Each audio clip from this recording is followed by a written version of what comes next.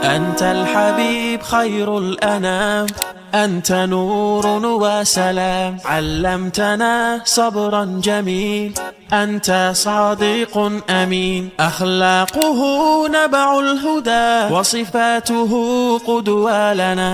أنت الحبيب خير الأنام، أنت يا محمدا، تسقينا من يديك عند حوض الكوثر، للأمة خليت سنتك الجوهر، صلى عليك الله يا خير العباد، أنت الشفيع يا خاتم الأنبياء أعطيتنا.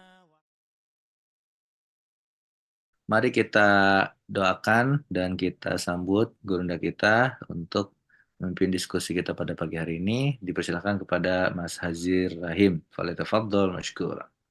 Oke, eh, kisah kita sudah sampai pada kisah tentang manusia ya. Jadi setelah sebelumnya kita berjalan-jalan di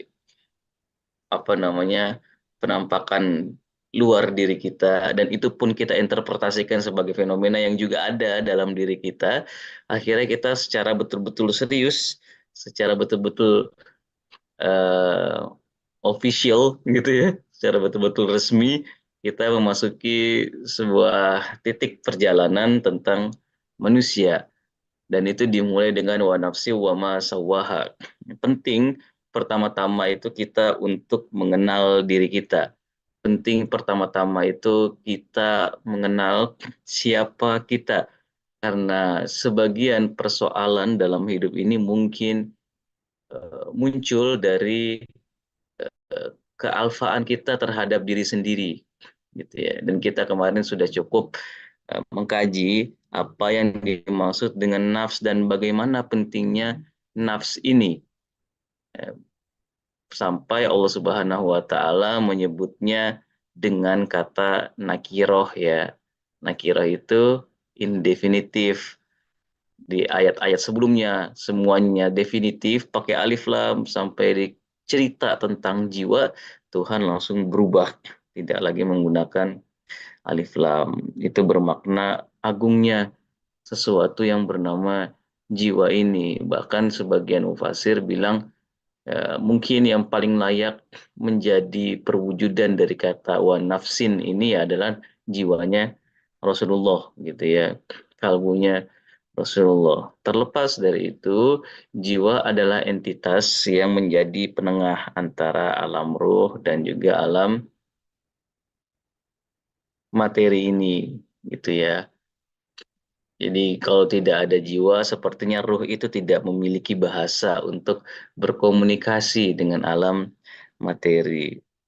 Jiwalah yang memungkinkan kita untuk bisa menjadi khalifahnya Allah di muka bumi ini. Kita menjadi nahkoda di kapal bumi ini, gitu ya.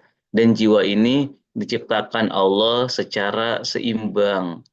Jadi sempurna iya, tapi lebih pada keseimbangan. Keseimbangan itulah yang menyebabkan kesempurnaan bagi jiwa kita. Apa bentuk kesempurnaannya? Bentuk kesempurnaannya adalah kita diberikan sebuah peranti, kita memiliki semacam instalasi dalam diri kita untuk memahami fujur dan takwa. Jadi Tuhan tidak menginstal keburukan ya Bapak Ibu dan teman-teman semuanya. Tapi yang diinstal sama Tuhan itu adalah peranti untuk mengidentifikasi ya eh, mana katup-katup fujur dan mana katup-katup takwa. Keduanya itu sepertinya kita butuhkan dalam hidup ini untuk mencapai titik equilibrium dalam hidup kita, untuk mencapai titik keseimbangan dalam hidup kita. Kenapa hidup tanpa daya ledak itu juga akan menjadi hidup yang menjemukan, akan menjadi hidup yang menjenuhkan. Nah, tapi kalau hidup juga isinya semuanya daya ledak, ya nggak akan ada orang yang merasa aman dari kita, gitu kan. Maka salah satu tanda keimanan itu orang aman dari kita, kan gitu dalam hadis. Bahkan akar kata iman itu juga dari kata aman, gitu ya. Nah, kalau kita misalkan dalam hidup ini yang kita lakukan itu cuman gas aja gitu ya, dan dalam hidup ini yang kita lakukan itu cuman tabrak sana sini, selalu meledak-ledaknya itu juga berbahaya. Maka kita perlu ada remnya. Rem ini yang disebut dengan takwa. Perlu digarisbawahi, takwa yang kita maksud di sini agak berbeda dengan takwa yang menjadi tujuan setiap ibadah, tujuan hidup bahkan gitu. Jadi ada dua macam takwa. Ketika takwa dia disandingkan dengan fujur, itu ya yang dimaksud itu seperti gas sama rem. Tapi ketika takwa itu tidak disandingkan dengan kata fujur, itu adalah keseimbangan itu. Itu adalah hasil dari kesempurnaan itu. Mudah-mudahan mudah-mudahan bisa dipahami dan tidak terlalu rumit ya. Nah, yang dimaksud di sini fa'alhamaha fujuraha wa taqwaha. Takwa di sini adalah rem. Nah, bisa jadi kalau konsepnya adalah gas gitu ya. Ya, takwa itu juga tidak tepat di setiap keadaan. Bukan takwa yang kita maksud tadi ya. Jadi ini maka jangan sampai disalahpahami. Gitu, bukan takwa sebagai bentuk keseimbangan, tapi takwa sebagai lawan dari fujur. Kenapa? Karena tidak di setiap peristiwa, tidak di setiap situasi kita itu harus ngerem gitu ya. Ada situasi-situasi di mana kita itu memang harus melepaskan gas kita. Jadi keseimbangan antara fujur dan takwa ini adalah bentuk dari sawaha itu, bentuk dari keseimbangan jiwa itu. Ya. Nah, kisah jiwa kita ini kan karena kisahnya itu adalah nahkoda gitu ya, dengan kapalnya ya pada suatu saat dia harus berlabuh gitu dan dia harus tinggalkan kapalnya. Keterikatan dia dengan kapal mungkin tidak akan mengizinkan dia tuh karena udah terlalu nyaman ya, udah terlalu comfort sama kapal. Jadi seolah-olah kapal itu katanya kalau narkoba itu kapal nakoda yang sejati itu ya kapal itu jadi badannya dia gitu. Ya, seperti dia ke kanan itu kapal kapal juga ke kanan, Badannya ke kanan. ke kiri itu kapalnya juga jadi ke kiri. Tapi kan itu semua uh, hanya pertemuan sesaat gitu ya, yang mengesankan memang gitu ya. Tapi pada akhirnya nahkoda itu adalah nahkoda.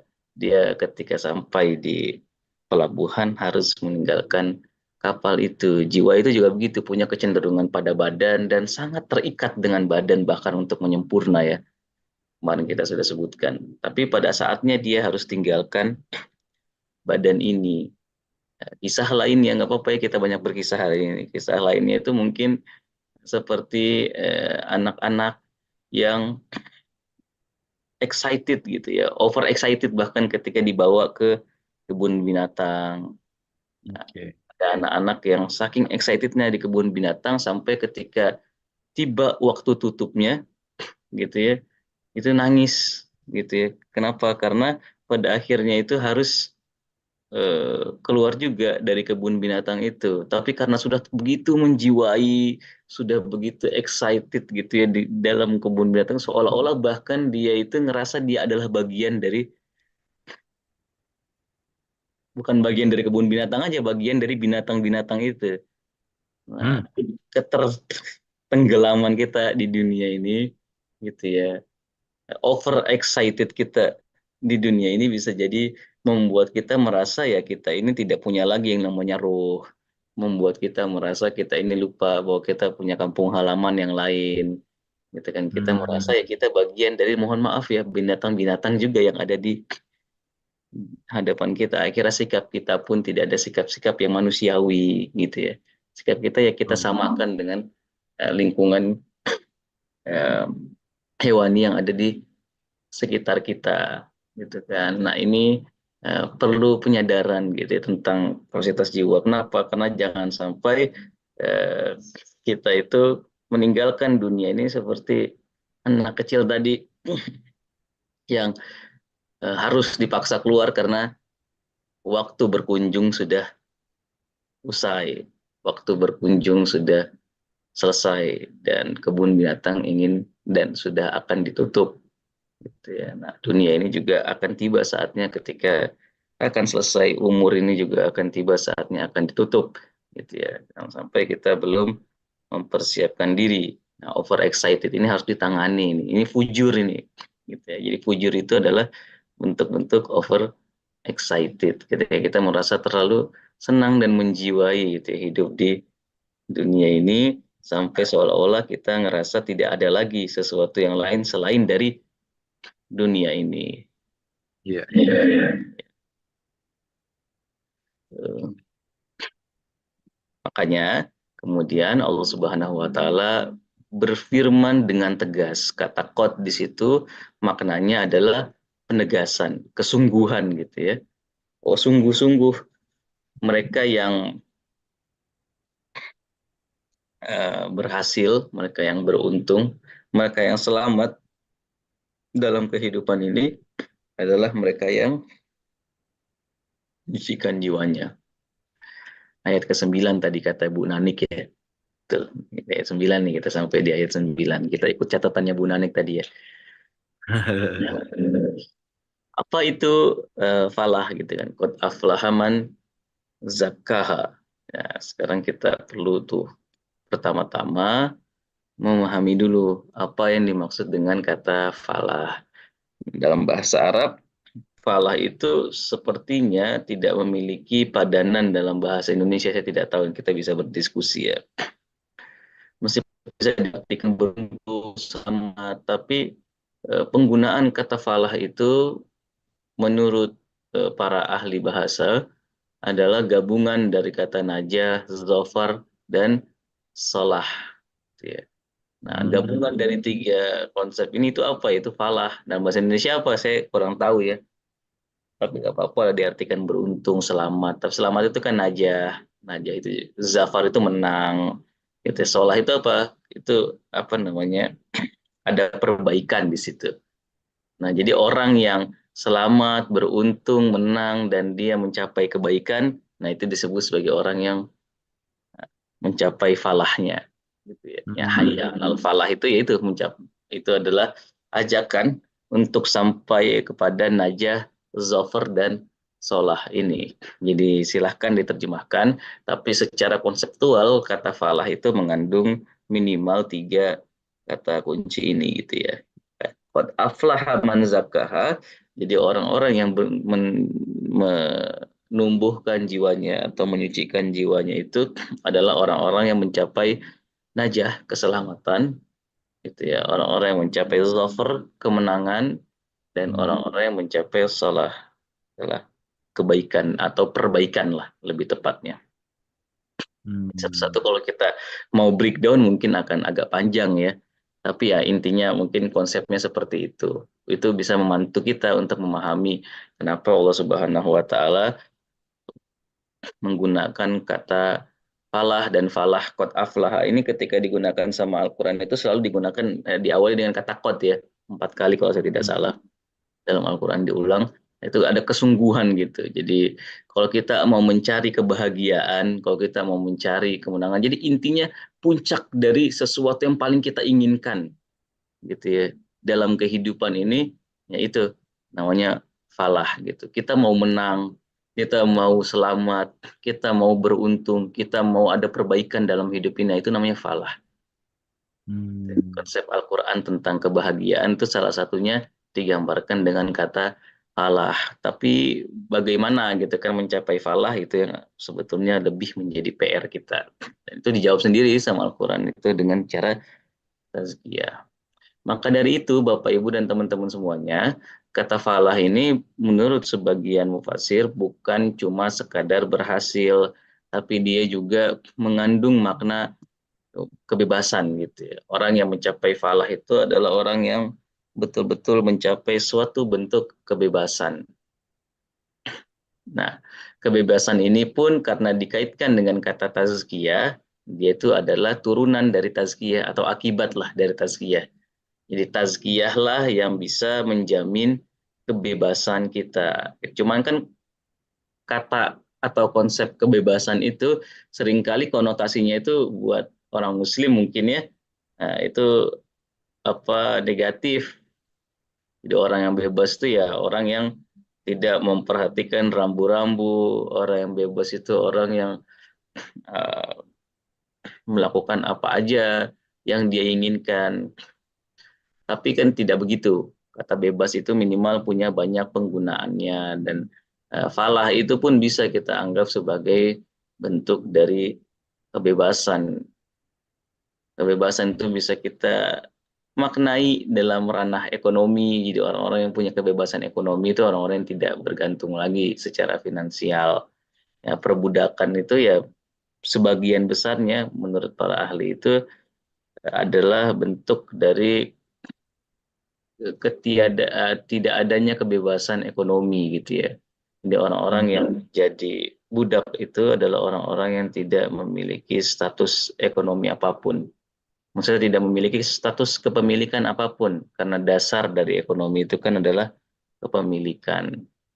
Nah, ada lagi kebebasan itu dalam konteks sosial politik gitu ya.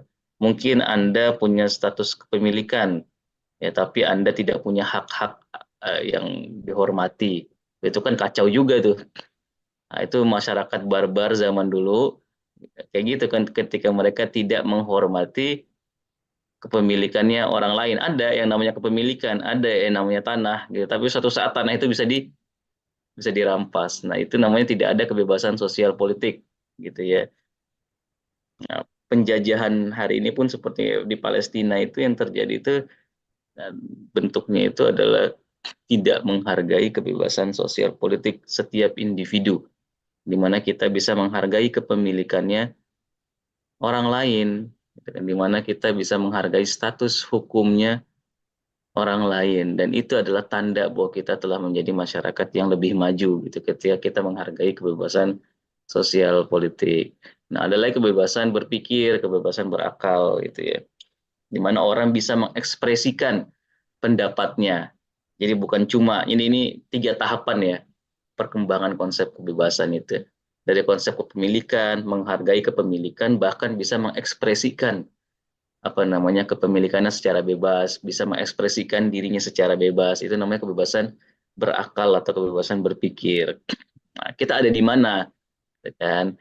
Tapi dan pertanyaan yang lebih fundamental itu mana yang bisa menjamin kebahagiaan kita? Apakah ketika kita sudah punya banyak kepemilikan, kita sudah dihargai status hukum kepemilikannya gitu ya, dan kita sudah bisa mengekspresikan diri kita secara bebas, maka kita telah mencapai kebahagiaan kita, maka kita telah betul-betul menjadi bebas. Perjalanan kebebasan itu kan tidak selesai sampai di situ. Ada betapa banyak gitu ya orang yang telah mencapai kebebasan berpikir, tapi kebebasan berpikir itu justru menghancurkan kebebasan-kebebasan yang lainnya gitu ya. Ini berarti melazimkan suatu bentuk kebebasan yang paling mengakar, suatu bentuk kebebasan yang paling mendasar, yang kalau itu tidak ada, maka yang lainnya pun akan gugur gitu. Yang lainnya pun tidak akan beres. Itu yang disebut sebagai kebebasan spiritual. Maka keadilan pun seperti itu ya Bapak, Ibu, dan teman-teman semuanya. Keadilan yang sejati itu dimulai dari dalam dan diejawantahkan di luar. Ketika orang itu sudah sawaha di dalam, maka dia akan sawaha juga di luar. Ketika orang sudah adil di dalam, gitu ya, dia akan menjadi adil juga di sikap dan tindakannya. Nah, kebebasan spiritual itulah yang digambarkan oleh Al-Quran sebagai afara'aita manittakhaza ilahahu hawahu. Gitu kan. Tidakkah kalian melihat orang-orang yang menjadikan hawanya, hawa nafsunya sebagai ilahahu, gitu kan, sebagai Tuhan-Tuhan mereka. Nah, ini adalah budak dari hawa nafsu. Jadi perkembangan peradaban kita itu mungkin sudah sampai pada kebebasan berpikir. Kita mungkin tidak lagi merendahkan wanita, kita tidak lagi menjadikan orang budak-budak ekonomi dalam konteks perbudakan klasik ya. Nah, tapi kita ternyata terjebak dalam bentuk perbudakan lain. Perbudakan yang betul-betul sulit untuk kita lepas belenggunya, yaitu keperbudakan hawa nafsu, ya kan. Nah, inilah pentingnya kebebasan spiritual. Inilah pentingnya surat Asy-Syams untuk mengingatkan kepada kita bahwa falah yang ingin kita capai itu, menangan, keselamatan, dan perbaikan itu hanya bisa kita peroleh ketika kita bebas secara spiritual.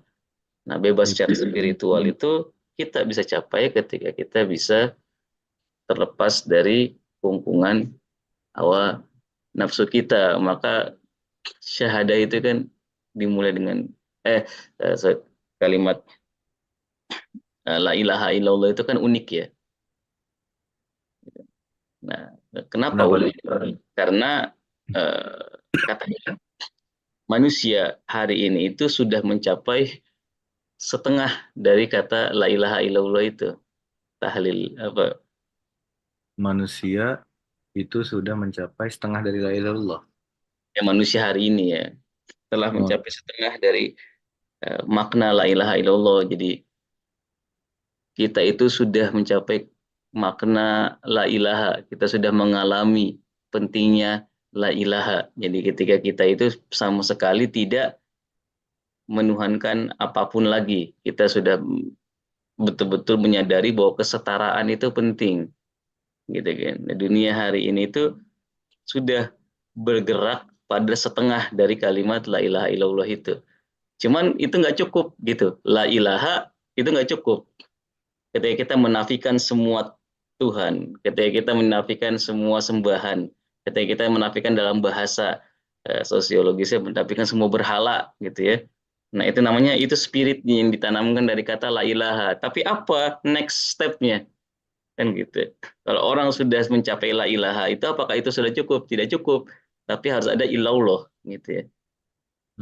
Kalau misalkan tidak ada kalau misalkan la ilahanya tidak disertai dengan ilallah, kita bakal balik lagi ke titik awal gitu ya. Akan ada perbudakan baru lagi di situ. Nah, makanya mungkin masalah kita hari ini itu tidak selesai di dunia itu karena kita masih setengah dari perjalanan uh, tauhid tadi itu. Ya, bahwa la ilaha itu memang sesuatu yang baik gitu ya. Kalau sebelumnya kan ya, tidak begitu ya. Sebelum manusia mencapai momen la ilaha ini, ya kita itu ya menyembah bahkan orang yang seperti kita juga gitu ya. Firaun itu kan ana rabbukumul a'la gitu ya. Orang-orang yang sudah mencapai titik tirani, titik kolonial itu kadang-kadang mereka betul-betul ngerasa mereka ini ya mungkin Tuhan itu ya saya gitu. Mungkin Tuhan itu emang nggak ada sebetulnya realitasnya. Nah, itu di zaman dulu. Nah, sekarang kan orang udah sadar gitu ya bahwa kita semuanya sama, kita semuanya equal gitu. Maka tidak ada yang bisa menjadi Tuhan untuk kita. Nah, cuma apakah itu sudah cukup? Gitu. Apakah itu sudah betul-betul mengisi kekosongan dalam kehidupan individual dan sosial kita? Ternyata kan tidak begitu. La ilaha ini kemudian harus disertai dengan kata illallah. ilmu. Nah, ini makna pentingnya kita juga kemudian apa, memasuki dimensi kebebasan spiritual itu. Nah, kebebasan spiritual menjadi sesuatu yang paling fundamental akhirnya untuk menjamin kebebasan-kebebasan yang lain. Ketika orang sudah bebas secara spiritual, gitu ya, dia pasti menghargai kebebasan ekonomi, sosial, politik, dan kebebasan berpikir. Dia akan senantiasa tenang ketika berhadap-hadapan dengan segala persoalan di wilayah ekonomi, sosial, politik, dan juga ekspresi atau pikirannya, gitu ya. Nah, itulah kenapa mungkin Allah Subhanahu wa taala berfirman innallaha la yughayyiru ma biqaumin hatta yughayyiru ma bi anfusihim, gitu ya. Yang perlu dirubah itu adalah anfusnya kalian gitu ya. Anfusnya kita semuanya. Dan perubahan yang ada di luar diri itu, ekonomi, sosial, politik, dan semuanya itu hanya bisa berubah itu ketika kita telah merubah mabi anfusina lah bahasanya gitu ya. Kita telah merubah apa yang ada dalam diri kita. Itulah juga yang menjadi teguran bukan teguran mungkin ya bahasa plot twistnya Nabi gitu ketika selesai perang Badar. Perang Badar itu kan sampai diabadikan ya dalam Al-Quran, Iya. itu banding 3 gitu kurang lebih. Pasukannya ya, satu Ya, banding tiga ya. pasukannya terus banding 3, dan saat itu perlengkapan pun sangat sedikit, dan itu di bulan puasa gitu kan, Iya. panas terik. Nah, umat Muslim berhasil menang saat itu. Ya, mereka pulang, mereka kira ini udah nggak ada lagi yang lebih berat dari ini, tapi Nabi justru positifnya bilang apa? Eh, apa selamat, kalian telah menyelesaikan jihad yang asgor, ya, dan masih para sahabat kan protes gitu ya, kok jihad ini dibilang sebagai jihad yang asgor, jihad yang kecil gitu ya, terus apa jihad yang lebih besar? Jihad akbar itu adalah jihad melawan hawa nafsu gitu katanya Nabi, itulah jihad yang paling besar gitu. Maka orang dalam hadis lain yang bertahan gitu ya, dan terus mawas melawan hawa nafsunya dan dia meninggal, itu juga adalah orang yang syahid. Oke. Jadi orang yang syahid itu bukan cuma orang yang meninggal di perangan, tapi orang yang bahkan terus mengawasi dirinya. Itu yang kemarin kita sebut sebagai muraqabah gitu ya. Dan dia meninggal dalam keadaan muraqabah itu, dan kita mendapatkan apa Pas. husnul khotimah seperti itu ya. Nah, itu adalah orang-orang yang telah bukan cuma syahid, tapi syahid dalam jihad yang akbar. Nah, kita Oh, bisa nih di sini brainstorming sedikit gitu ya. Kita bisa diskusi sedikit kenapa jihad melawan nafsu itu disebut sebagai jihad yang lebih besar dari jihad yang apa perang. namanya perang atau jihad yang ada di luar diri kita, Kenapa jihad dalam diri kita itu lebih besar dibanding jihad yang dengan di luar diri kita. luar seperti perang? Ayo Bapak Ibu, kenapa? Mengapa? Mengapa jihad di kita itu lebih besar? Ya juga ya. Kita tunggu. Biasa. Pada ngetik soalnya kan butuh waktu. Why Bapak Ibu yang dirahmati Allah, kenapa jihad dengan diri itu dianggap jihad yang lebih besar dibanding jihad ya perang-perang di luar sana gitu ya dengan faktor luar yang karena kita tak pernah bisa melawan diri sendiri. Ibu Nana Menik, musuh di dalam berselimut, di dalam selimut. Wih, ngeri banget. Musuh dalam selimut. Jihad dalam diri berlangsung terus-menerus karena melawan diri kita sendiri yang banyak keinginannya. Dan jalan kebajikan itu adalah jalan yang mendaki lagi sukar, yaitu membebaskan budak dan perbudakan. Perbudakan Oh sistem. ya, itu makna Najdain tadi ya. Karena keakuanku, karena hanya kita dan Allah yang tahu diri kita. Masya Allah, ini wah udah selesai nih kajian kita, selesai ini masih Mami nih. Oh, benar semua berarti jawabannya ya. Karena Iya, melawan iya. hawa nafsu itu lebih berat dari apapun. Heeh. Lawannya tidak kelihatan. Iya, betul. Ya, semua itu ya poin-poin yang menarik semuanya. Ya, karena emang dalam jihad di luar diri kita musuhnya itu terukur gitu ya. Oh, Medannya terukur, waktunya terukur. Tapi kalau jihad melawan diri sendiri itu medannya itu sedikit sekali yang kita kuasai gitu. Seberapa dalam dan seberapa teliti kita memahami geografi dalam diri kita. Dalam tanda petik geografi ya. terukur tuh maksudnya misalkan kita tahu berapa musuhnya gitu ya. Kalau Iya melawan dong. orang lain. Ah, ah. Terus musuhnya pakai Kan strategi peperangan ini. yang paling rumit itu kan ketika lawan itu kan tidak terukur sekarang ya dalam terminologi strategi perang. Perang zaman dulu itu mungkin ada bentuknya cywar ya. Jadi cywarnya itu ya mereka nampakin diri gitu kalau banyak. Bahkan Iya, formasi itu kelihatan dari atas gunung apa yang dipakai sama mereka. Kan gitu. oke, Pasukan infanterinya di mana, kavalerinya di mana. Ya, itu oke. kan kelihatan buat mereka itu terukur gitu. Meskipun berat dan itu salah satu bentuk cywarnya, ya Mm-mm. tapi tetap itu masih bisa terukur sama kita. Kita masih bisa mengatur ulang strategi kita. Nah, Oke. medannya pun kayak begitu berpengaruh. Medannya di hutan, strategi perangnya berbeda gitu kan. Medannya di padang pasir, strategi perangnya juga pasti berbeda. Kalau ada sungai aja itu udah berbeda gitu kan. Sumber Hmm. air di mana, itu di mana. itu kan semua berpengaruh gitu.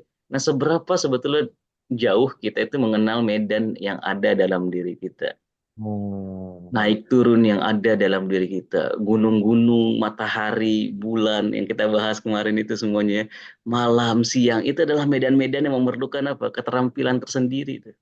oh iya iya. Ya kan langit, bumi gitu ya. Dalam diri kita itu medan ada apa namanya medan-medan seperti itu. Nah, itu kita sudah pahami atau belum gitu kan. Kalau kita belum pahami itu, ya kita betul-betul tidak bisa percaya diri nih.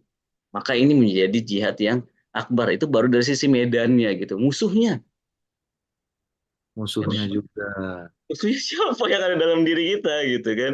Musuhnya ini pernah tidur atau enggak, musuhnya selalu mawas atau enggak, musuhnya bisa capek atau enggak.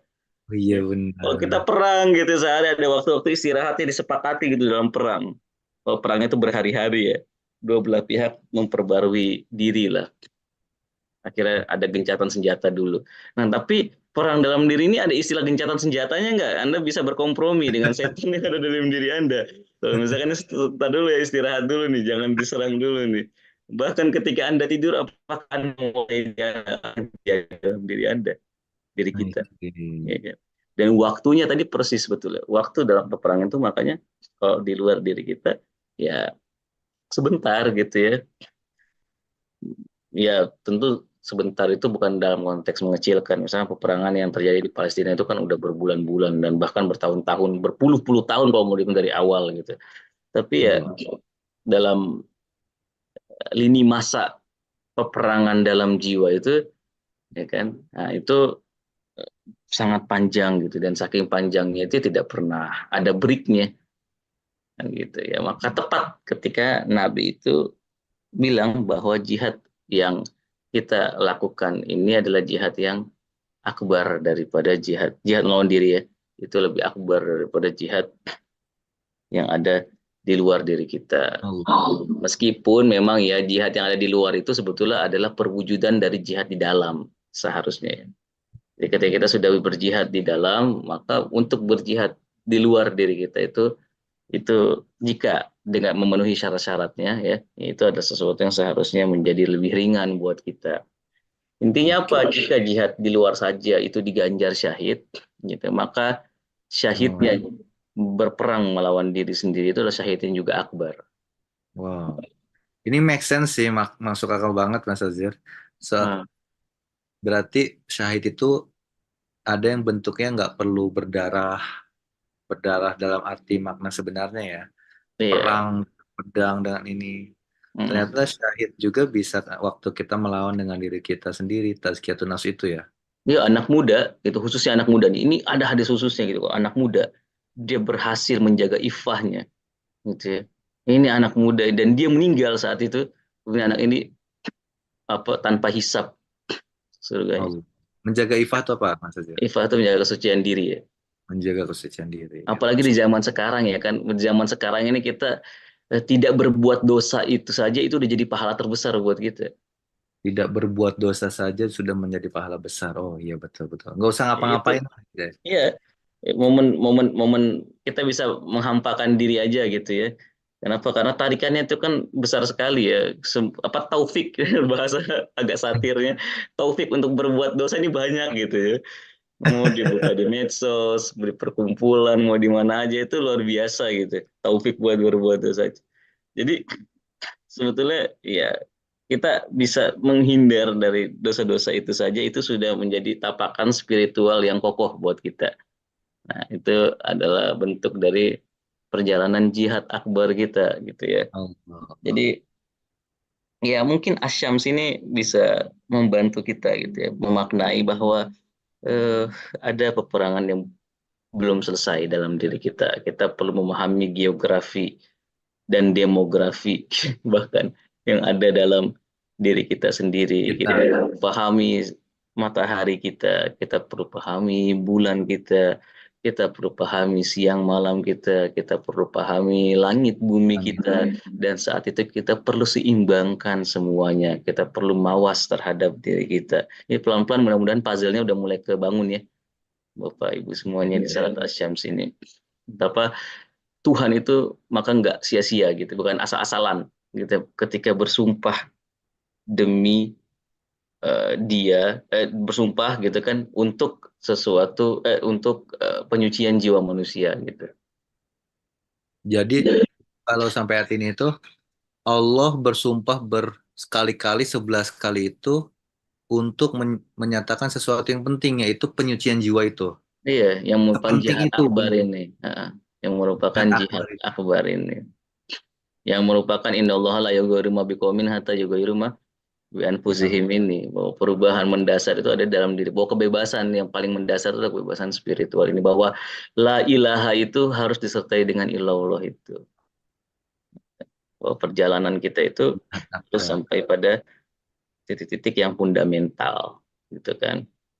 Nah, saat itulah kemudian kita bisa betul-betul memperoleh falah kita gitu. Saat itulah kita bisa memperoleh kebahagiaan kita, kemenangan kita, keselamatan kita dan kebaikan buat diri kita. Tapi ini kan perjalanan yang tidak semudah membalik telapak tangan. Dari kemarin tuh banyak yang komentar gitu. So, apa yang kita lakukan ini kan nggak, ya memang tidak semudah itu gitu ya. Dan itulah kenapa kita itu diberikan amanah menjadi khalifah. Tapi cuma kita yang bisa melakukan perjalanan ini.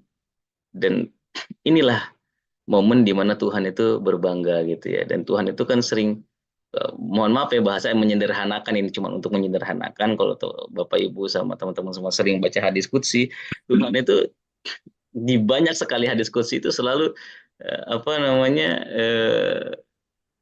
pamer gitu sama malaikat gitu. Coba lihat tuh hambaku yang ini. Coba lihat tuh hambaku yang itu. Ya kan? Jadi Hmm. seolah-olah cuma cuma ketika manusia ini ada Tuhan itu bisa berbangga gitu. Sebelum itu Tuhan itu dalam tanda petik ya, dalam tanda petik itu dia tidak bisa berbangga gitu sama dirinya. Tapi ketika ada yang namanya manusia ini, ya Tuhan ini bisa berbangga. Coba lihat hambaku itu. Dia betul-betul sedang digempur sama hawa nafsunya.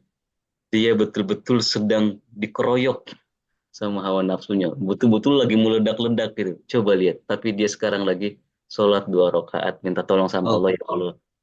Bantu saya supaya saya bisa kalahkan hawa nafsu saya. Oh, bangga Tuhan tuh sama malaikat-malaikat itu kan. Nah, itu cuma manusia gitu ya. Nah, itulah makna tazkiyah itu. Jadi tazkiyah itu adalah momen ketika kita bertumbuh dan bertumbuh itu kan pelan-pelan. Gitu. Bertumbuh itu butuh perawatan. Jadi kita itu harus betul-betul menjadi healer buat diri kita. Kita betul-betul harus menjadi apa namanya pengelola buat diri kita, manajemen diri lah ya. Manajemen diri yang sesungguhnya itu kan kita merawat jiwa kita supaya apa? Dia itu mencapai titik-titik keseimbangannya sehingga dia bisa memperoleh falahnya gitu ya. Kapan apa namanya kita itu bisa mencapai cahaya matahari, bagaimana sikap kita ketika kita berada di malam hari dalam tanda petik, bukan malam yang ada di luar ya, tapi yang ada dalam diri kita. Itu semua adalah keterampilan tazkiyah tuh, keterampilan kita merawat diri kita. ya Allah. Jika kita sudah mencapai seni, skill untuk merawat diri itu, maka insya Allah kita bisa mencapai momen falah ini. Dan itu adalah qad aflaha, janji Tuhan ya. Qad aflaha, jika kita bergerak untuk merawat diri kita, maka Tuhan pun akan memberikan falah itu kepada kita. Falah ini bisa ini nggak sih holistic success gitu, sukses secara sempurna gitu. Iya, secara utuh. Apapun bahasa, maka saya bilang padanan itu ya saya serahkan ke Bapak Ibu dan teman-teman Oh iya. semuanya. Tapi secara konseptual makna falah itu seperti ini. Dan cara menggandingkannya dengan kata tazkiyah pun apa namanya unik gitu ya. Jadi ini adalah satu rangkaian makna gitu ya. Nanti tolong diinterpretasi masing-masing dalam kehidupannya. Masya. Tapi insya Allah satu-satu puzzle-nya itu sudah mulai kelihatan bahwa jadi ada runutan yang unik gitu ya di surat Asy-Syams ini. Itu Iya, ada iya. pesan besar yang unik yang mau disampaikan Allah di surat Asy-Syams ini. Allah, Allah. Berarti termasuk juga ini ya Mas Azir. Kalau kita ditimpa musibah yang harusnya dia sedih, putus asa, terus ditimpa hutang, ditimpa di bisnisnya bangkrut, ada persoalan di keluarganya mungkin, kemudian juga apa ini kan bergejolak di hati, tapi dia masih bisa tenang, dia sholat, berdoa, mengelola hati, ini termasuk jihad akbar juga yang sampai Allah bisa bilang kayak, tuh lihat hambaku tuh, malaikat. Itu termasuk juga berarti ya? Oh iya dong, iya sangat relate. Ya memang sudah, emang itu salah satu bentuk-bentuk contohnya kan. Itu bentuk-bentuk ujiannya. Jadi ya dalam proses merawat diri ini ya pasti ada ujian-ujian yang kita hadapi. Ujian-ujian itu adalah bentuk melepaskan keterikatan itu. Jadi ujian ini kan fungsinya apa? Fungsinya untuk membuat kita bisa melepaskan diri dari keterikatan-keterikatan sementara, keterikatan-keterikatan temporal, Hmm, dan kita kembali mengingat Allah gitu, dan kita kembali apa namanya mencapai momen terbit itu. Maka di sebagian tafsir itu uniknya eh, baru tadi malam ini saya baca itu, baru baru banget tadi malam saya dapat apa, ada mufasir yang bilang seperti ini, dikaitkan makna jiwa itu dengan ayat la syarqiyah wala gharbiyah. tidak timur dan tidak barat. Iya, la syarqiyah wala gharbiyah itu yang dimaksud sebagai jiwa. Syarqiyah itu timur, itu adalah ruh, gharbiyah itu adalah Hmm, badan gitu ya. Jiwa itu ya di antara itu gitu ya. Gimana caranya kita ketika sudah terlalu banyak di barat gitu ya. Nah, itu Tuhan bakal kasih kita ujian. Balik, oke. kita bakal dideportasi nih. Ya kan? Balik ke timur gitu. Coba lihat apa namanya terbitnya gitu kan. Gorbia itu momen gelap tuh. Maka di sebagian Maghrib literatur, gelap ya. iya sebagian literatur, saya tidak ingin mentendensi ya, makna makna gorb, makna west dan east itu kan unik ya. Jadi di literatur sosiologi atau bahkan filsafat-filsafat agama, kita agama timur dan agama barat itu beda. Tradisi timur dan tradisi barat itu beda gitu ya. Tapi barat dan timur yang sesungguhnya itu adalah, barat itu adalah lambang gurub, gorb itu gurub gitu ya. Lambang gelapan. Nah, sementara timur itu lambang cahaya. Oh, Maka masuk. maka ya, maka ya agama-agama di barat atau misalnya lifestyle di barat itu di gorp itu adalah lifestyle yang betul-betul sangat fokus sama dunia ini gitu. Oh, Sementara lifestyle yang ada di timur itu sangat fokus terhadap dunia sana gitu kan, terhadap alam ruh itu. Nah, kita perlu oh. keseimbangan itu gitu kan. La syarqiyah wala gharbiyah gitu. Kenapa kalau Indonesia dong. terus-terusan? Kenapa? Indonesia nih. Nggak Dasar Kehala ada, Gorbia. saya nggak punya agenda itu. Cuma itu menggambarkan apa namanya ya, ujian-ujian yang kita hadapi itu mungkin kita terima ketika kita sudah terlalu lama di momen gurup itu, kita sudah terlalu lama tenggelam di situasi gelap itu, dan cara menariknya pun akan susah. Ketika cara menariknya susah, maka perlu ada shock terapi itu. Nah, itu yang namanya ujian, itu yang namanya Kalau cobaan. paham bahasa Arab enak ya. Gurub, maghrib, kenapa maghrib tenggelam, mulai gelap, nyambung-nyambung ya. Ini Nah, juga iya. Pak Eko bilang, Ustadz, ini falah tuh petani, betulkah? Jadi ada kaitannya mungkinnya falah, kemenangan, falah petani, Iya tazkiyatun ada, nafs. iya, iya. Itu tazkiyatun nafs, betul itu, betul betul banget ya, betul banget ya. Ya makanya Betul apa nih? nggak, makanya petani itu kan juga falahun itu kan kadang-kadang di digunakan untuk petani ya, ya karena Hmm. kerjaan petani itu kerjaan menumbuhkan, kerjaan Oh, menanam benih, merawat benih gitu ya. berarti kita falah untuk diri kita. Oh iya dong. Masya Kita ini Allah. adalah tukang kebun untuk diri kita sendiri. Cuma bahaya nih, ya bahaya petani itu akar katanya bahkan unik ya. Ada kajian sosiologi bahasa pernah saya baca itu mengungkapkan bahwa kata petani itu di bahasa-bahasa lain itu selalu di apa namanya dilekatkan dengan kata buminya. Nah, kayak kita nih tani itu dari kata tanah, Oke, zari dari kata mazroah ya. gitu ya. Nah, jadi petani yang berhasil sukses itu adalah petani yang bukan zari, tapi yang falah itu. Yang Oh, tidak terikat sama buminya. Jadi itu menunjukkan, maksudnya ya, menunjukkan bahwa kan perjalanan peradaban manusia gitu kan, ada era batu-batuan, era peta, apa namanya, pertanian gitu ya, sampai kita sampai di era teknologi ini. Nah, apa yang menyebabkan era agrikultur itu kemudian berubah jadi era teknologi? Karena manusia itu berhasil keluar dari tanahnya. Ya orang zaman dulu udah puas ketika mereka itu hidup. Coba kita tinggal di daerah-daerah gitu ya. Orang harapan hidupnya orang-orang yang biasanya bertani itu tidak terlalu tinggi biasanya. ya. Harapan Yang sudah, penting yang penting panen udah, aja. ya udah itu udah cukup buat mereka gitu. Jadi kayaknya Ya. nggak ada lagi yang mau dicari gitu kan. Jadi mereka udah sedemikian terikatnya sama tanah itu sehingga mereka disebut sama petani dan mereka nggak mau lagi pergi dari situ. Nah, Oke.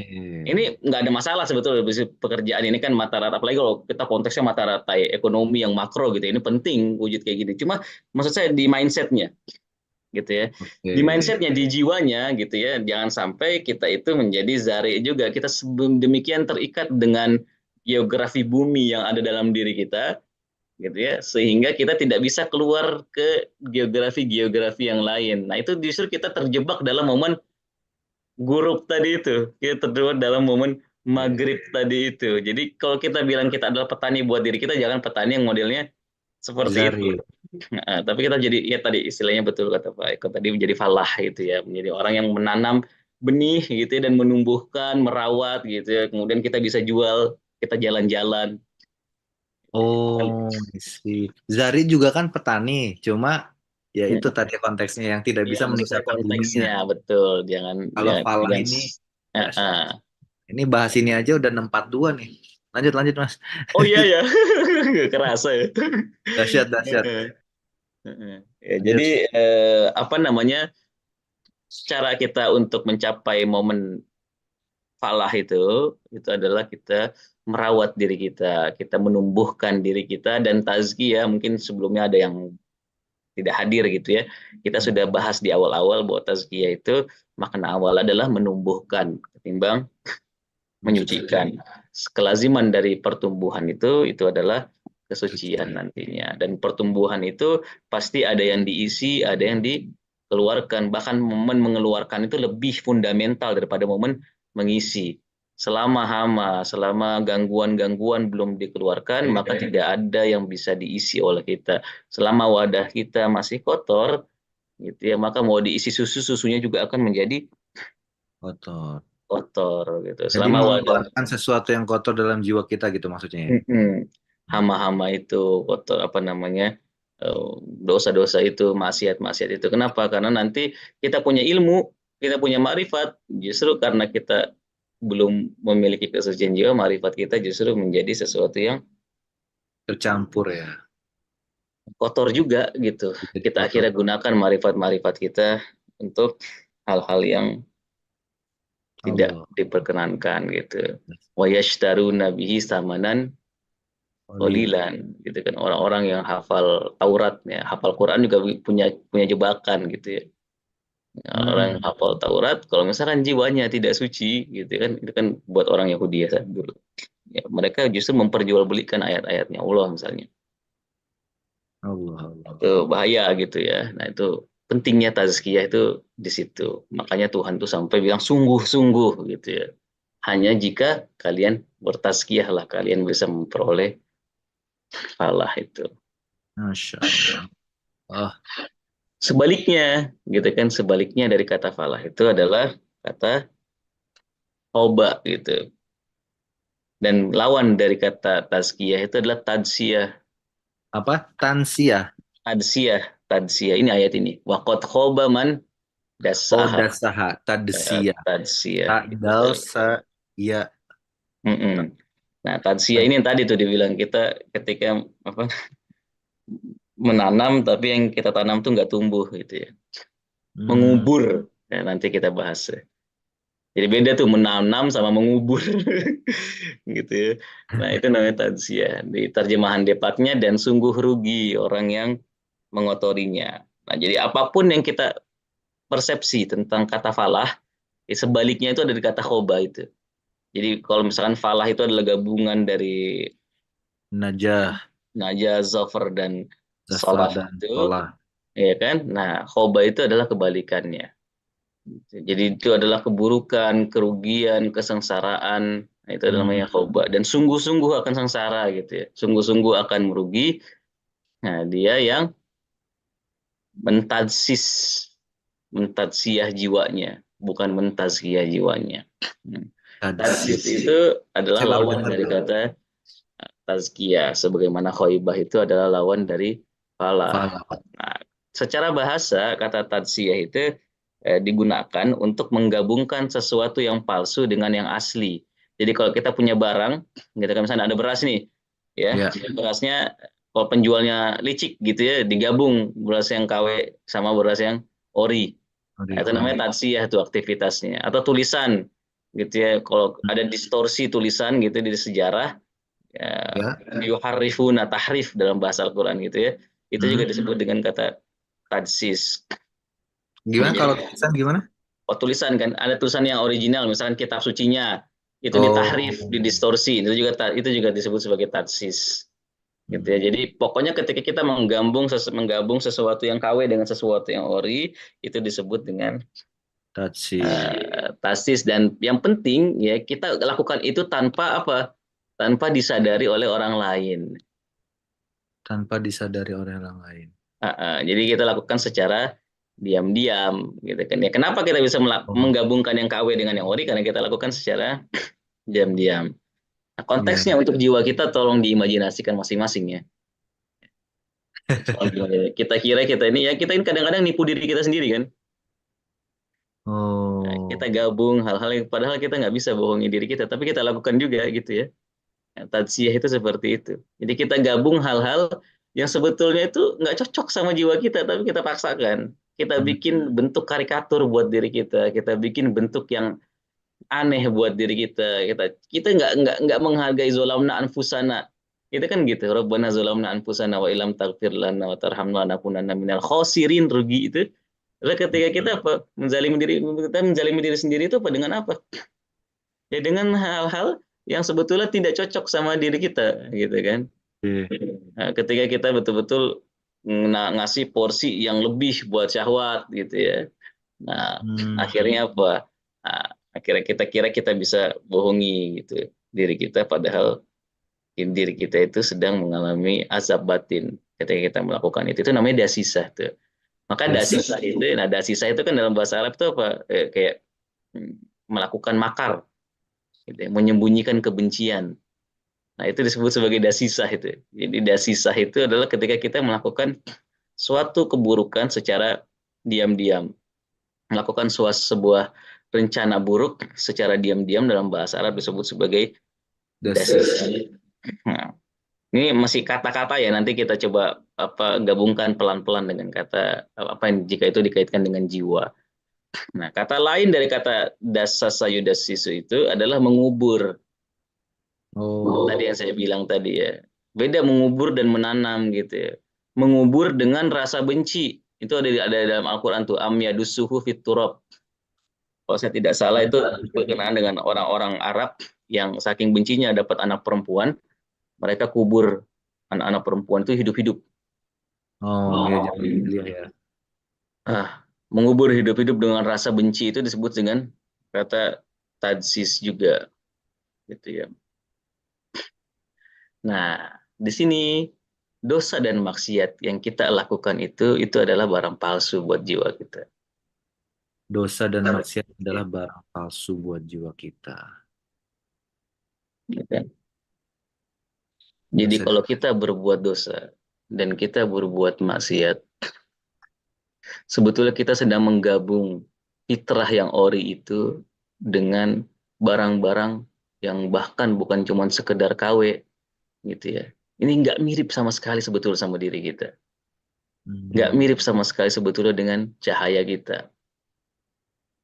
Gitu ya. Tapi karena dibungkus, akhirnya kita kira itu sesuai dengan diri kita. Akhirnya karena ya bungkusnya misalnya sugus, kita kira itu isinya sugus juga gitu ya.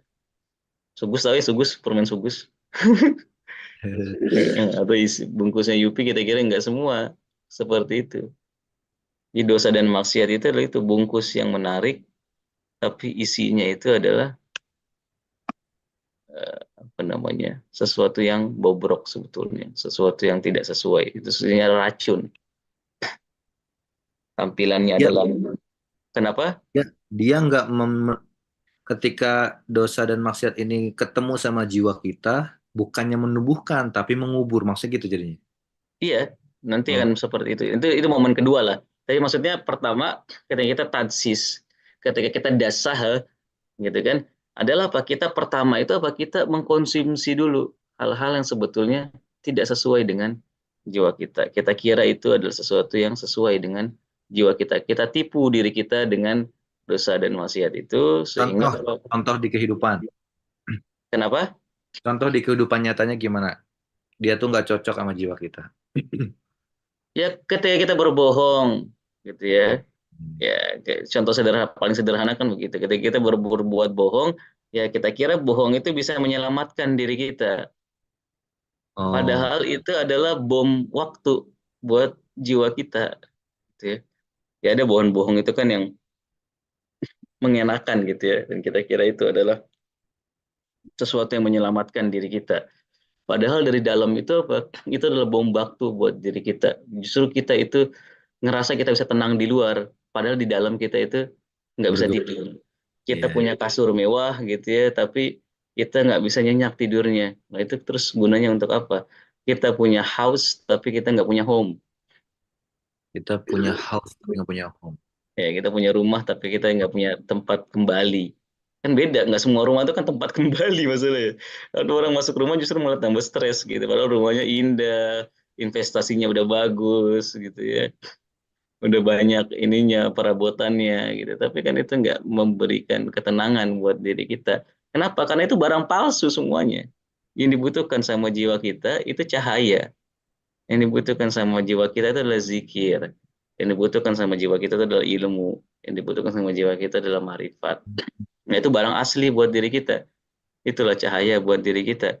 Kalau kita tidak mengisi jiwa kita dengan hal-hal seperti itu, maka jiwa kita itu sedang mengalami momen tadsis itu. Dan itulah kenapa akhirnya jadi sesuai jika kita kaitkan juga dengan istilah mengubur. Dengan hal-hal yang palsu itu, dengan apa namanya, dosa dan maksiat itu, sesungguhnya kita itu sedang mengubur hidup-hidup jiwa kita, Allah, gitu ya. subhanallah, astagfirullah. Jadi mengubur hidup-hidup jiwa kita itu adalah ketika kita melakukan dosa dan maksiat. Itu yang dimaksud dengan kata dasaha, itu adalah mengubur. Saya mau tulis hidup-hidup nggak jadi waktu itu karena takut terlalu keras ya. Tapi di sini nggak apa saya bilang, kita itu mengubur hidup-hidup jiwa kita gitu ya, dengan kata tadsiyah itu. Jadi itu adalah sesuatu yang menurut Tuhan, menurut Allah itu sungguh-sungguh merugi gitu. Kalau kita punya api yang sebetulnya berkobar dalam diri kita, tapi api itu kita tutup, gitu ya. Api itu kita sekap dan kita seolah-olah lupa apa namanya, eh, apa namanya, dan kita seolah-olah ya lupa bahwa di sana itu ada api yang berkobar-kobar, di sana itu ada cahaya. Orang di dalam tanah itu kan nggak ada cahaya yang bisa masuk ya.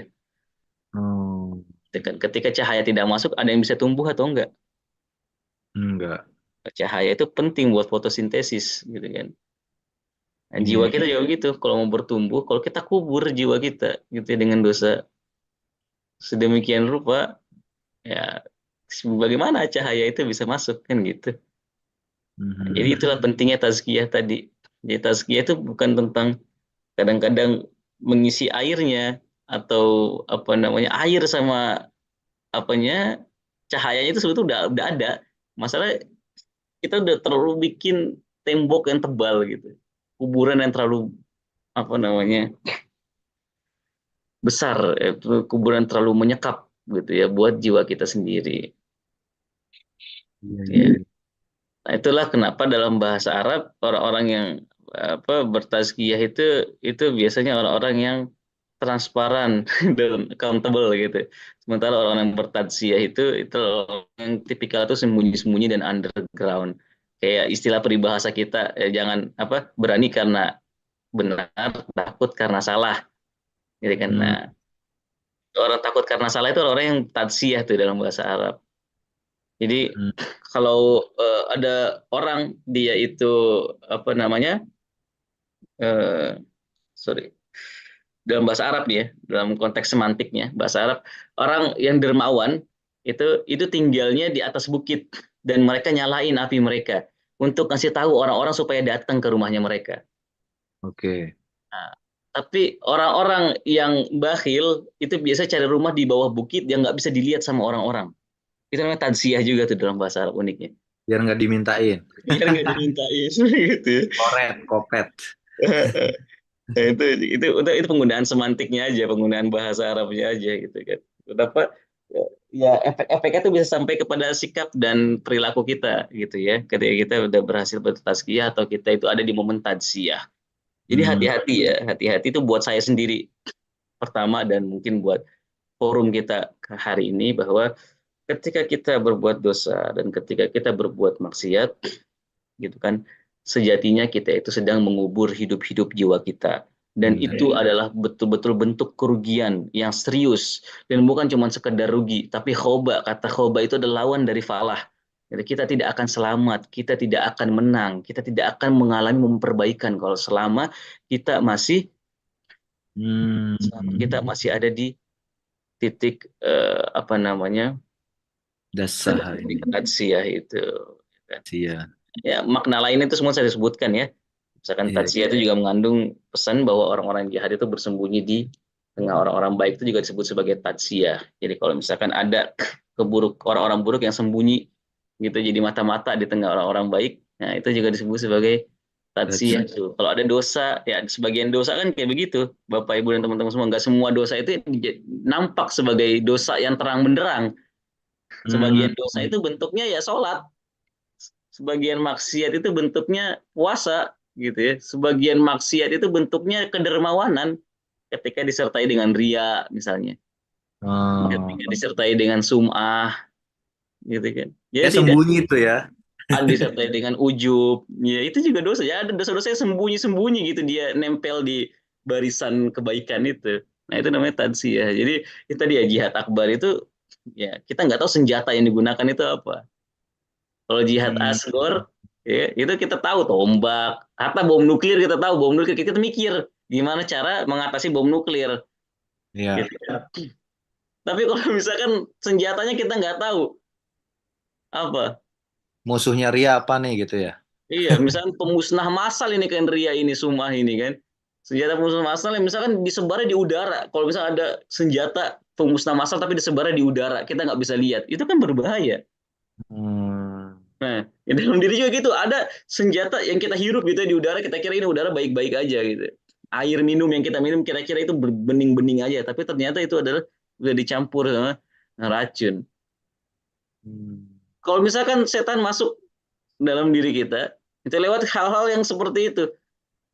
Lewat sholat kita, lewat ibadah kita, lewat ilmu kita, sombong, ujub, ria, sum'ah, gitu kan. Itu kita hirup, kita makan, kita telan, kita nggak sadar ternyata itu mengubur jiwa kita.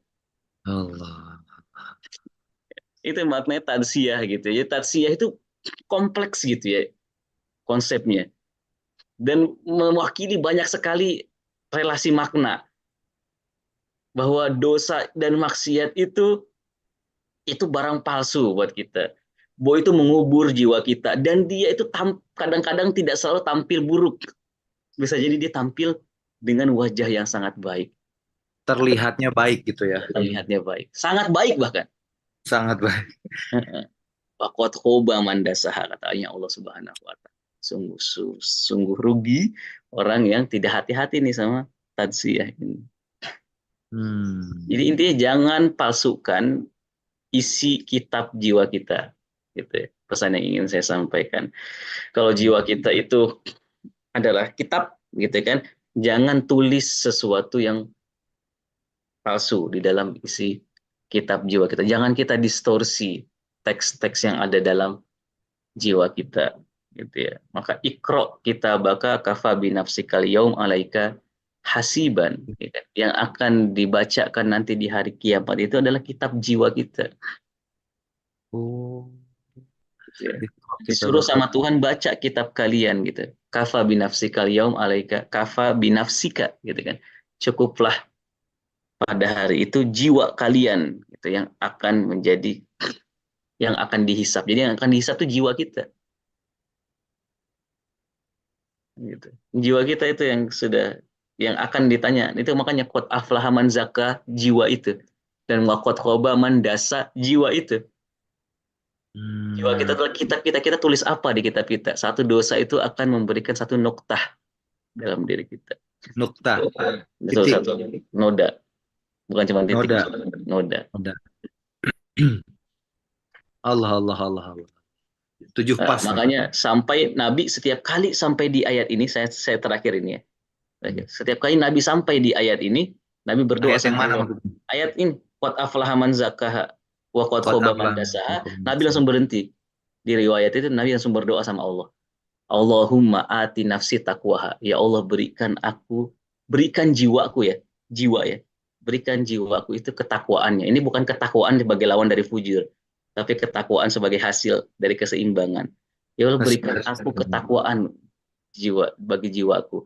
Anta waliyuha, gitu ya. Engkaulah wali, engkaulah pemilik jiwa ini. Jadi kalau kita mengandalkan diri sendiri, waduh, habis kita. Kita bukan ahli strategi buat jiwa kita, Pak, Bu, dan teman-teman semuanya. Anta waliyu apa? Engkau adalah. Pemilik jiwa ini. Hmm. Iya, engkau yang paling dekat, kata wali itu kan bisa diartikan pemilik, bisa diartikan yang paling dekat.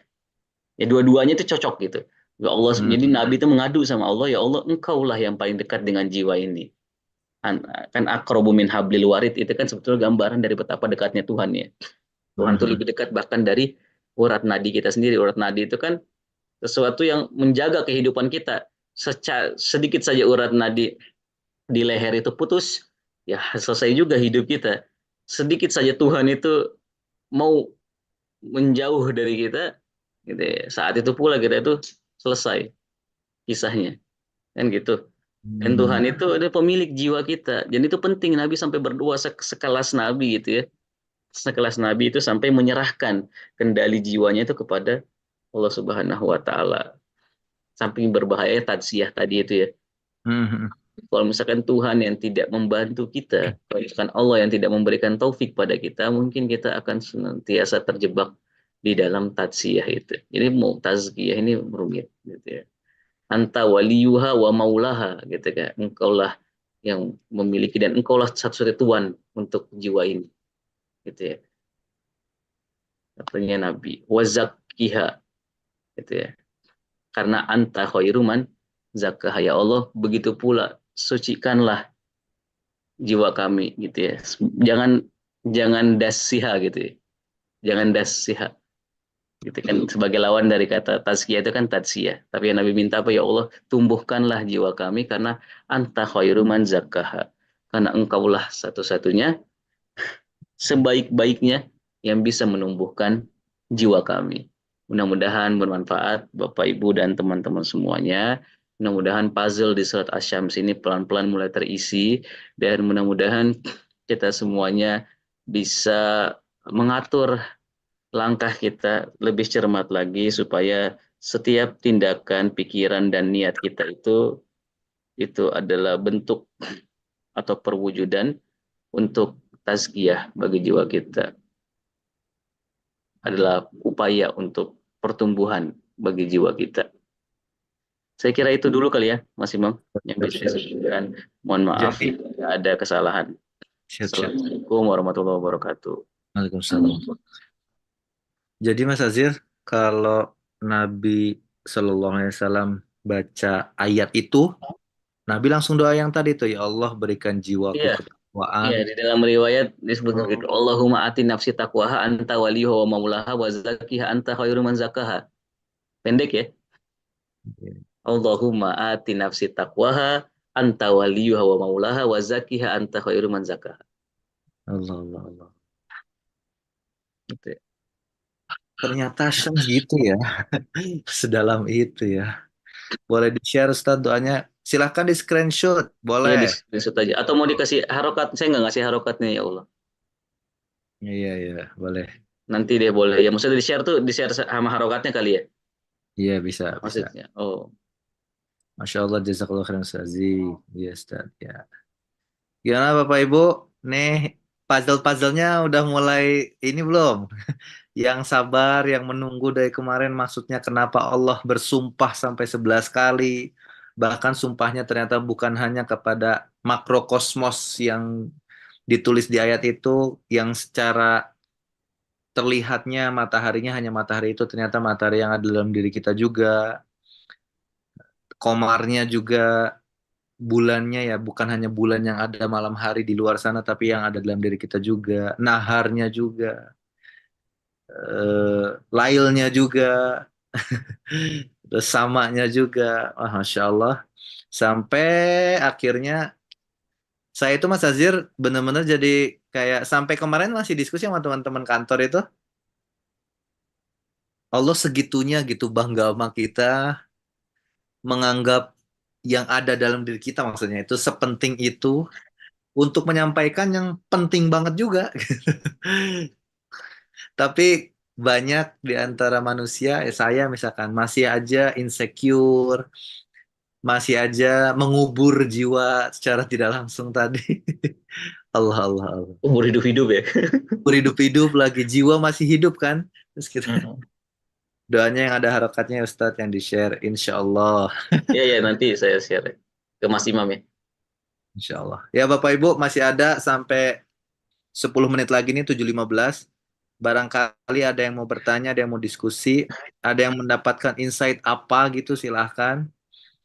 Surat Asyam ini buat saya pribadi Bapak Ibu, sebulan setengah ini setiap kajian itu membayang-bayangi hidup saya terus.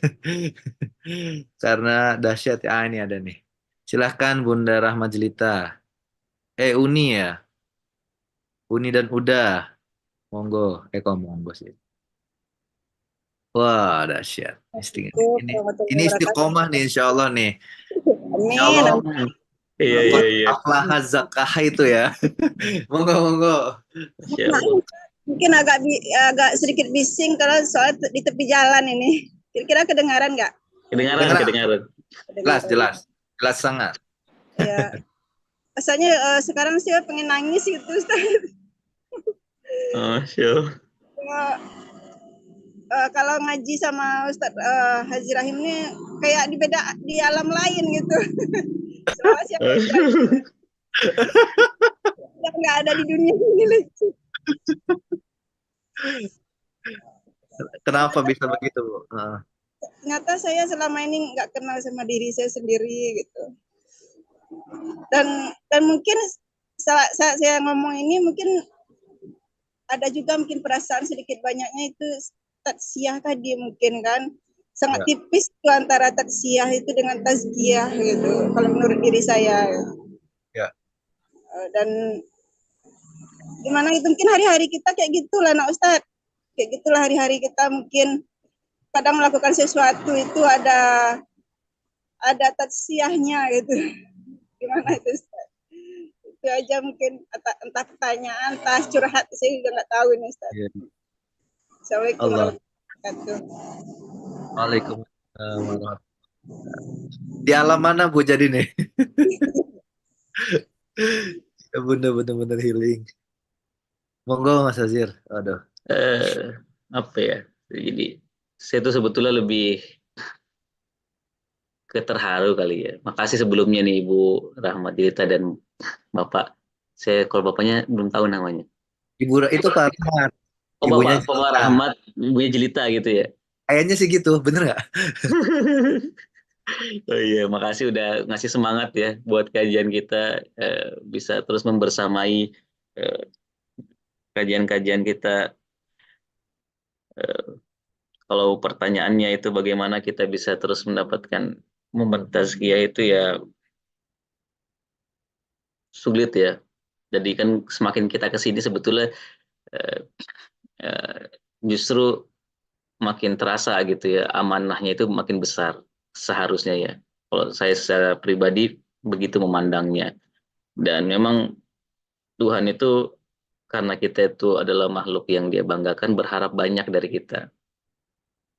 Dan kita juga jangan mengecilkan diri kita. Pada akhirnya pun kalau kita mengecilkan diri kita, ya Tuhan tuh maha kasih.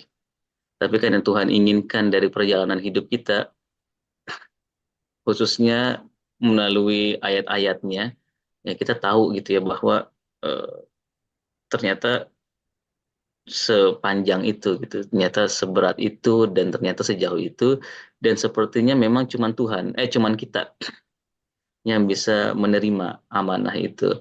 Intan surullah yang surkum gitu. Bahkan saking cuma kita yang bisa menerima amanah itu, Tuhan tuh sampai pakai istilah-istilah sebetulnya kita nggak layak terima ya. Jadi jika kalian menolong Allah, maka Allah akan menolong kalian. Loh, kita kok bisa menolong Allah? Itu kan gimana? Hmm. Ya, jadi sepertinya baru cuman ketika manusia itu ada, sampai Tuhan itu tertolong gitu. Jadi kalau kita misalkan menyucikan diri kita, seperti Tuhan tuh sedang bilang kalian sedang menolong saya. Kalau kita tidak berbuat dosa, Tuhan tuh seperti yang bilang kalian sedang menolong saya. Setiap kebaikan yang kita lakukan sekecil apapun itu kita sedang menolong Tuhan gitu. Jadi konsepnya itu bukan cuma lagi tentang kita menyempurnakan jiwa gitu. Tuhan tuh sampai bilang menggunakan bahasa-bahasa yang agak ekstrim. Kalian tuh menolong saya gitu. Hmm. Metafor ya. Iya, metaforanya gitu. Seolah-olah bahasa sederhananya kayaknya eh, Tuhan tuh lagi betul-betul udah kidung bilang sama malaikat, ini makhluk yang paling saya banggakan gitu ya. Dan harga diri saya itu saya taruh di situ. Bahasa sederhananya gitu. Ya, kalau kita berbuat dosa gitu kan, kita kan mempermalukan gitu ya. Ya, jadi Tuhan tuh sampai mengajak kita itu supaya eh, apa namanya, eh, setidaknya kita tidak membuat malu dia gitu. Ya, kita mengajak kita, dan itu bahkan digunakan dengan bahasa menolong. Ya kita mulai itu dengan kecil-kecil gitu kan. Kita mulai itu dengan langkah yang pendek-pendek tapi konsisten. Nah, Healing with Quran ini saya kira kalau ada berkahnya, insya Allah ada berkahnya. Ya kita itu berusaha menyucikan jiwa kita itu bersama Al-Quran kan gitu. Amin ya Allah. Dan renungan ayat-ayat Al-Quran itu ya insya Allah bisa menyucikan jiwa kita juga. Nah kita mulai dari yang ini dulu gitu. Kenapa? Karena berjalan tanpa arah itu bahaya gitu kan. Nah, ini adalah momen ketika kita menyusun arah kita gitu ya. Ketika kita betul-betul memaknai Al-Qur'an itu sebagai panduan gitu kan. Sebagai arahan buat kita. Kalau emang kita sudah sering kali baca ayat buat Quran bahwa dia itu adalah hudan linnas, bukan cuma manusia, bukan cuma mukmin muslim tapi nas gitu ya. Ya, cara tazkiyah yang pertama itu ya kita memperoleh arah itu dulu gitu ya. Jadi sekali lagi saya sering kali ngulang-ngulang ini, jangan buru-buru gitu ya. Kita coba perkuat arah kita, kita perbaiki orientasi kita. Kalau arah itu sudah baik gitu ya, mau kita jalannya itu ngesot, mau kita jalannya itu itu cepat sama lambat itu insya Allah nanti urusan kemudian gitu ya. Yang penting arahnya benar dulu gitu. Karena kalau arahnya sudah benar, selambat apapun itu adalah kemajuan buat kita. Selambat apapun adalah kemajuan buat kita. Iya. Tapi kalau arahnya sudah salah, secepat apapun itu kemunduran buat kita. Iya, iya, iya, iya. Kalau arahnya sudah benar, sekecil apapun itu tazkiyah buat kita. Tapi kalau arahnya sudah salah, sebesar apapun, ya itu ada tazkiyah buat kita. Jadi kalau pertanyaannya bagaimana kita tazkiyah, ya kita perbaiki dulu arahnya gitu ya. Kita penuhi dulu puzzle-puzzlenya ini. Kalau itu sudah betul-betul bisa mengisi orientasi kita, nah pelan-pelan, ya pelan-pelan kita bikin muraqabah atau musyarakah yang sesuai sama diri kita. Kita bikin muraqabah yang sesuai sama diri kita. Kita bikin muhasabah yang sesuai sama diri kita. Kita tapaki satu-satu sifat-sifat baik itu sebagai sebuah kebiasaan selama tadi kan saya sebelum kurang paham apa yang dimaksud dengan forum Riyadhah itu. Tapi kalau itu memang ada, yang kalau saya nggak salah paham ya, kalau memang ada apa namanya hmm, semacam pendampingan kali ya Ya, untuk ya. apa namanya, saya nggak tahu nih, tapi yang saya pahami begitu ya, kalau emang ada pendampingan buat Riyadhah jiwa ya itu ya itu bagus banget gitu. Itu juga itu langkah tazkiyah, langkah yang kecil-kecil gitu. Kita bikin formnya itu nanti ketika kita sudah masuk dalam momen musyarotoh, murokobah dan muhasabah. Tapi kalau udah dimulai dari sekarang ya berarti kan sudah dijawab sama bahkan panitia Mas Imam dan timnya. Ya, tapi yang jelas yang kita lakukan di Hilang Bersama Al-Quran ini adalah kita coba memahami diri kita memahami mau kemana kita, dari mana kita, di mana kita, dan kita akan kemana, gitu kan. Nah itu menurut saya itu fundamental, itu bisa menjawab semua kegamangan, itu bisa menjawab semua permasalahan, dan itu bisa memberikan ketahanan yang luar biasa gitu ya buat diri kita ketika beda menurut saya dan sangat beda ketika kita mengetahui uh, hal-hal fundamental ini dan kita tidak mengetahui hal-hal fundamental ini. Sepertinya cara-cara untuk bertazkiyah itu nanti akan banyak gitu. Oke. Bahkan di setiap senyuman kita terhadap pasangan kita, di setiap sepeser yang kita infakkan, di setiap sholat kita, di setiap takbir kita, itu jadi berat semuanya. Jadi berat apanya? Ini Nilainya. nilainya. Nilai itu jadi berat semuanya. Ya sementara ini kita banyak tapi kosong gitu kan. Nah, itu bahaya tuh. Nah, tapi kalau kita bisa mengisi itu dengan hal-hal seperti ini, saya kira mudah-mudahan yang kecil itu bakal jadi berat gitu. Yang kecil itu bakal jadi bom atom buat kita.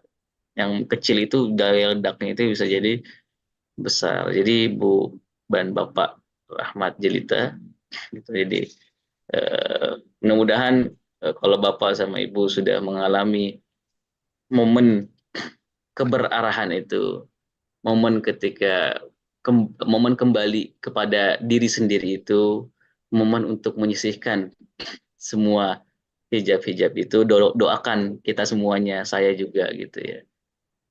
Doakan kita semua bisa ikut menumbuhkan jiwa kita, bisa diselamatkan oleh Allah ketika kita lalai. Kenapa? Karena jiwa ini luar biasa pasang surutnya.